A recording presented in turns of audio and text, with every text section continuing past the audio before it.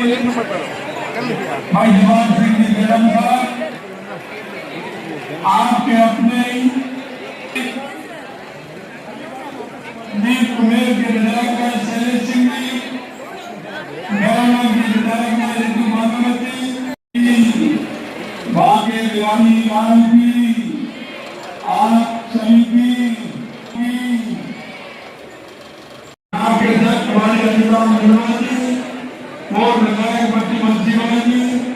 जिला के भाई बहनों, आज आप देख रहे हैं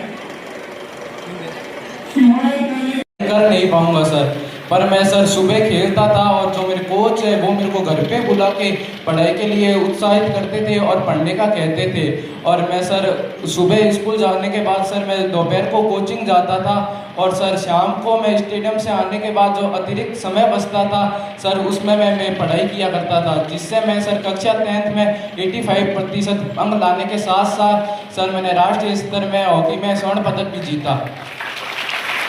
बहुत बहुत धन्यवाद। मैं आपसे यही, आप खेल के साथ साथ में पढ़ाई में भी आपका उतना ही ध्यान,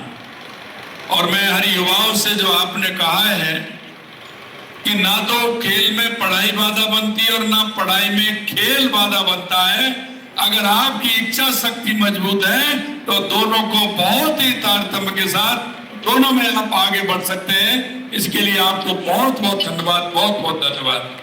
कर नहीं पाऊंगा सर, पर मैं सर सुबह खेलता था और जो मेरे कोच है वो मेरे को घर पे बुला के पढ़ाई के लिए उत्साहित करते थे और पढ़ने का कहते थे। और मैं सर सुबह स्कूल जाने के बाद सर मैं दोपहर को कोचिंग जाता था और सर शाम को मैं स्टेडियम से आने के बाद जो अतिरिक्त समय बचता था सर उसमें मैं पढ़ाई किया करता था, जिससे मैं सर कक्षा 10th में 85% अंक लाने के साथ साथ सर मैंने राष्ट्रीय स्तर में हॉकी में स्वर्ण पदक भी जीता।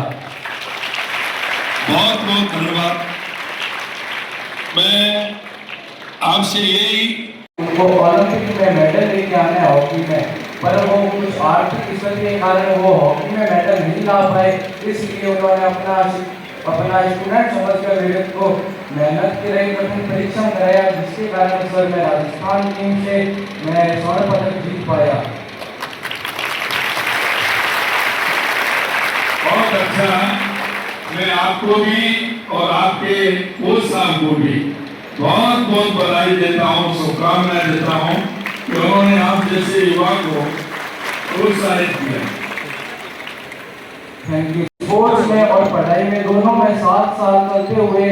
स्पोर्ट्स में भी अपना नाम रोशन करे और विद्यालय में भी टॉप आकर वह ऊंचे पदों पर पहुंच पाए, जिससे वह अपना नाम और अपने विद्यालय और गांव का नाम रोशन कर पाएंगे और उनका आत्मबल बढ़ पाएगा। मैं आपका उनको खेल के लिए कम समय देते और कहते हैं कि पहले पढ़ाई करिए, तो आपने खेल और पढ़ाई में जो समन्वय किया वो कैसे किया, वो राजस्थान के युवाओं को बताएं।